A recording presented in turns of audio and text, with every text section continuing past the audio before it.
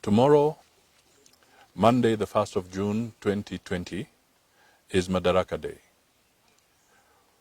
What should this important holiday in our annual calendar mean to us in the difficult new coronavirus season that Kenya is going through?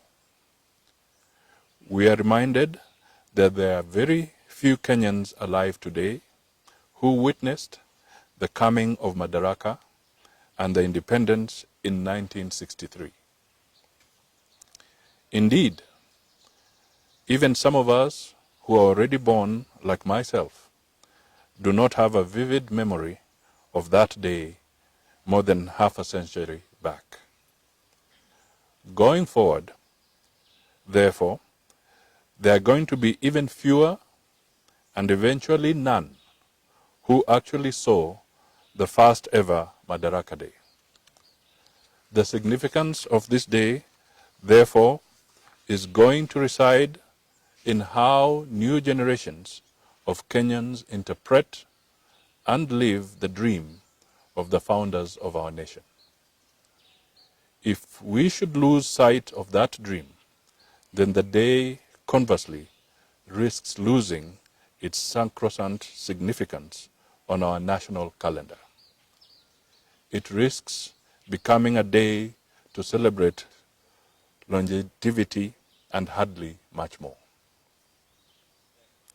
It is useful that we should continue to remind ourselves about the significance of this day and to keep doing an audit of our performance in the face of the original Kenyan vision of 1963. We must indeed pass the tradition and a beautiful, prosperous country to subsequent generations of Kenyans, one generation after the other. So once again, what should Madaraka mean to us? Madaraka is the mother of independence and of the Kenyan nation. We have come to fondly embrace this day as the start of our self-determination as Kenyan people. On this day in 1963, we began breaking away from the yoke of colonialism. The determination of our destiny eventually fell into our hands. From there on, we would flourish or perish in line with our own choices and actions. Accordingly, we are where we are today, not because of any other person's doing, but because of the decisions we have made over the past 57 years. When we began this journey, our founders summed up the task ahead as a war against poverty, ignorance, and disease. They dedicated themselves to building a God-fearing nation in which justice would be the shield and defender. A working nation in which the fruit of our labor would be our greatest reward. 57 years later, unfortunately, we have hardly moved. Every so often, we make one step forward only to make two steps backwards. Our performance has left us firmly in the grip of ignorance, poverty, and disease. The new coronavirus is only the latest of many challenges. It is in itself a challenge that has exposed our soft underbelly in many other areas. It has exposed our underpreparedness in healthcare and the overall shakiness of our economic base. According to professional and institutional estimates, some 4 million jobs in the country are at risk. A number of leading enterprises are already closing down. We don't know where this will end. We mark this year's Madaraka Day under unprecedented uncertainty. We are all aware that schools and other learning institutions are on shutdown. National examinations are in limbo.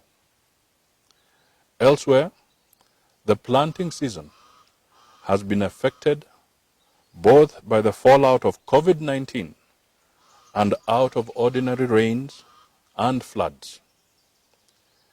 Kenyans are facing serious food challenges. Indeed, we are already experiencing serious food issues as a factor of the partial economic shutdown in the country. What is more, the floods have rendered hundreds of thousands homeless in diverse parts of the country. As if this is not bad enough, there have been official evictions and demolitions of homes that have displaced some 9,000 families in Nairobi alone. In short, all is not well in the country.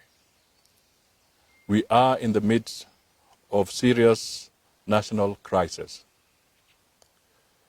They call for focused and action-based leadership. Sadly, Kenyans are marking this year's Madaraka Day virtually on their own. We must accept to face the hard facts and difficult questions in this season of Madaraka. Where have the great dreams that the founders of our nation had for our country gone? Why have Kenya's political leaders abandoned the citizens and the founding vision, preferring instead to focus on political power games? Why have these political power games now led to the capture of Parliament? Both the National Assembly and the Senate no longer work for the people. With very few exceptions, the legislature is now the forum of self-seeking individuals. The executive has capitalized on legislators' anxiety for the good life to take Parliament hostage. And indeed, this is happening with the free will and invitation of the legislature itself. Capture of the people's representatives in Parliament mocks what we are celebrating as this year's Madaraka Day. On another plane, trade union leaders have abandoned workers to their own doom. As workers wallow in uncertainty, their leaders are immersed in celebratory dances with sections of the political class. The wider relevance of what the Central Organization of Trade Unions, COTU, is doing for the workers at these celebratory jamborees is not known. What is known is that the worker is alone. He has lost his job and earnings, but nobody seems to care about him. She has not paid her rent. She has been evicted. Her children have no food.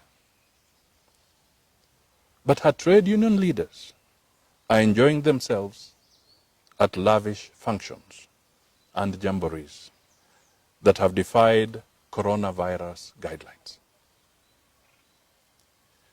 This is where our country is in this season of Madaraka. We may indeed want to ask, if leaders defy these guidelines with impunity, why should wananchi observe them? If wananchi who party are rounded up and quarantined, why don't leaders who do the same get quarantined? Or do we have different categories of citizens? Those for whom the law was made, and those who are above the law. The bad news for us in the elite political class is that this cannot go on forever. We must rediscover and rededicate ourselves to the original values and vision of Madaraka. We must go back to our responsibility of placing the people first. It does not matter what we, the leaders, become if the people are not part of that equation. This Madaraka season, my message is to the leadership class. We must rediscover the lost values of leadership in the country.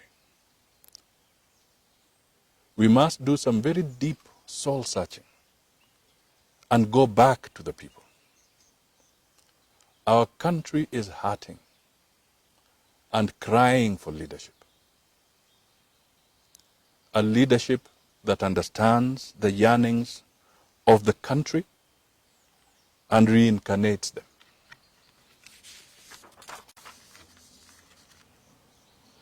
The challenge of poverty remains, as does the challenge of ignorance. Indeed, there is now a challenge of leadership. Leaders no longer respect their conscientious call to duty.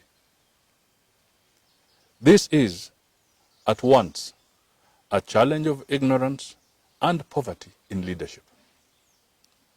The citizens have, for their part, a major challenge to ask themselves questions about the choices they have previously made on leadership in their country. A rebirth of the Kenyan nation is a must. Going forward, it is my prayer that this Madaraka Day can be the start of this rebirth we so badly need. The Kenyan Renaissance. We need to return to the decency of leadership. We must arrest our thirst for self-grandeur and replace it with focus on people-felt needs. The Renaissance must begin in this season of Madaraka. I am inviting all Kenyans of goodwill to rally behind this call and join me on the mission of restoring hope in the spirit of Madaraka. Asante sana.